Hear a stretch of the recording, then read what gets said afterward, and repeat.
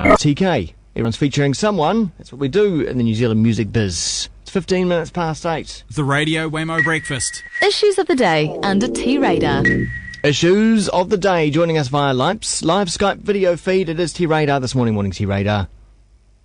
Yes, good morning to you. You know, I was just thinking, listening to that, the great thing about Kiwi is that every time you turn it on, you hear some track that you've never heard before, and you think to yourself, there's a lot of musicians out there in New Zealand doing some pretty awesome stuff. It's very rare to turn on and go, oh God, what's that? That's a bloody horrible track. Very rare indeed. Not the problem that you have when you turn on to some other stations. That is absolutely true. The breadth is always astounding. I'm always astounded. And a couple of fantastic CDs arrived on my desk yesterday. One from the brand new one from Phoenix Foundation, and one from Grayson Gilmore, which is going to be released on Flying Nun. And the quality, whoa, whoa. Yeah, I saw him signed up the other day. But no, you know, because you think that there's a limited amount of staff, and that by this stage in Kiwi's existence, it'll be almost as if you're repeating your playlist again. You've had everything on shuffle, and now you're second or third time round, and you're thinking, oh, no, I've heard all of this before. Not the case. Yeah, like day 500, start again. That's exactly right. Yes, that would be madness. Speaking of madness, look, every so often you read a story in the paper and you think, oh, that is absolutely mad. Favourite story of the week, there's a councillor down on the Kapiti Coast District Council, and he's accusing them PC gone mad this week. And the reason, what's his name?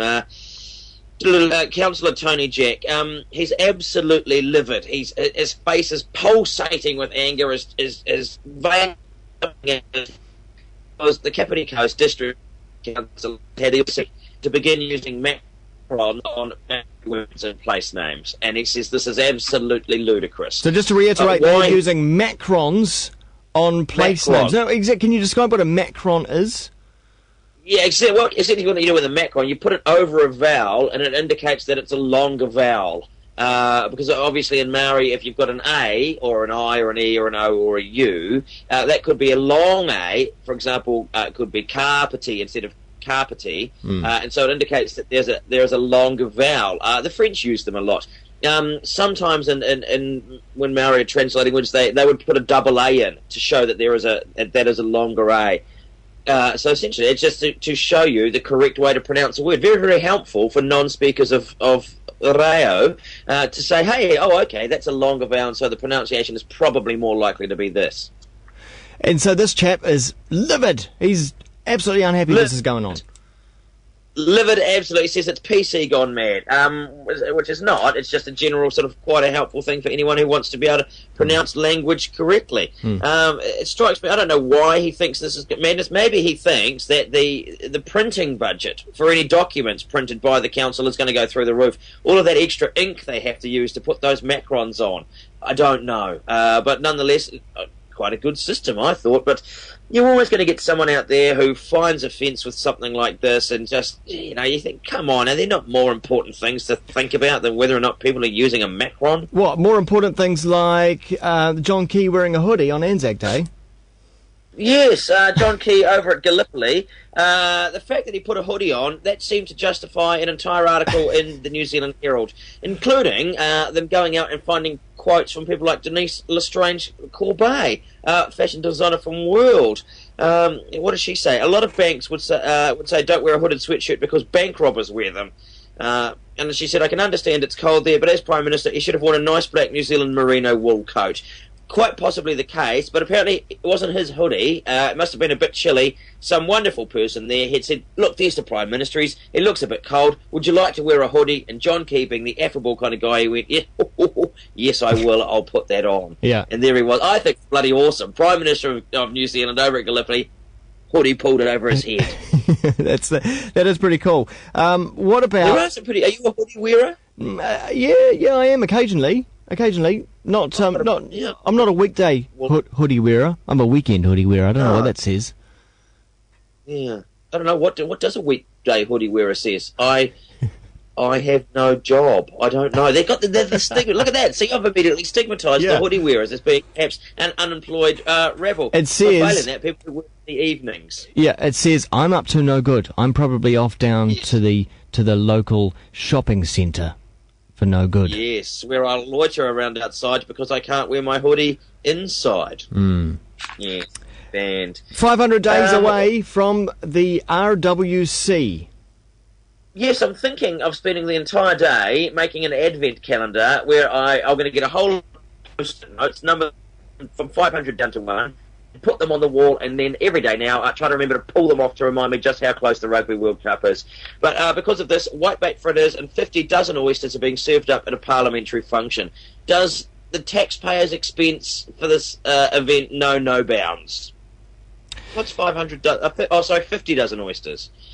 I was going to say 500 dozen. That's just about break the bank. Is that what? Are those oysters meant to last the full 500 days? One oyster a day? No, I think it's some sort of parliamentary. Yeah, so I'm not sure whether they've got booze. Of course, the other thing they're doing that came out about the Rugby World Cup, not only is it only 500 days to get everything finished, it's 500 days to decide about the new state of our liquor licensing laws, whether or not tourists will flock from overseas and bars here, they'll want to go out for a drink, 2 o'clock the bars have closed. Or they may be on their way back home to their hotel room and think, we'll just go and get a quick beer or a quick bottle of wine. Sorry, bottle store's closed at 10:30.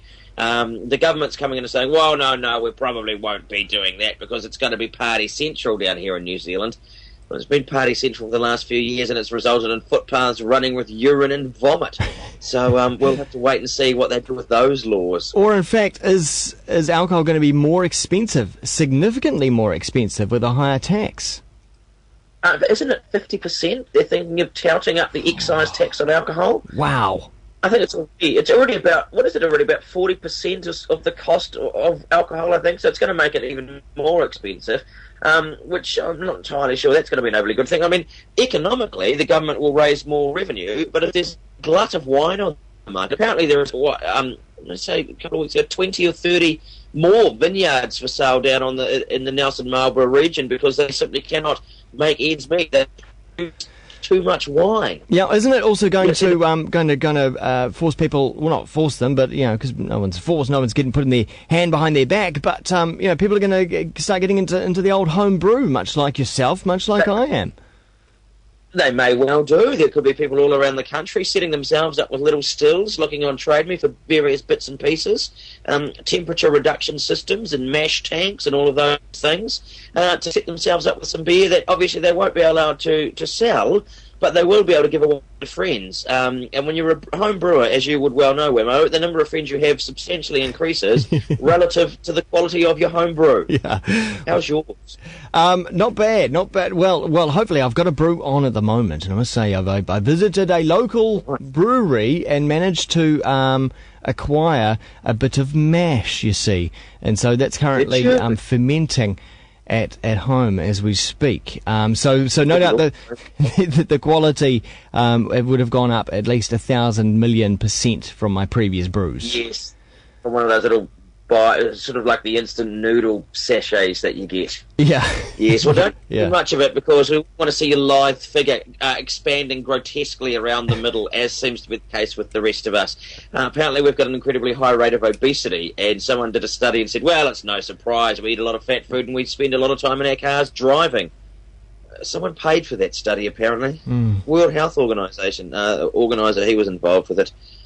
But as someone rightly pointed out yesterday, are we fat, or is fat becoming the increasingly more common normal? Because it was only 100 years ago, I think the average height was about 5'5". Now the average, to be considered you're averagely tall if you're about 6 foot. So we're growing, and if we're growing upward, then surely it's only normal to be expanding outward as well. Fat is the new normal. In many ways, Wammo, you're becoming increasingly abnormal. Yeah, I'm going to become a social outcast, an oddball, a weirdo. You may well do. Stuck home with your home brewer. Hey, thanks, T-Radar. We'll talk to you next week. We'll speak again next week. It's T-Radar. The Radio Wammo Breakfast. Catch that interview in video on demand at Kiwi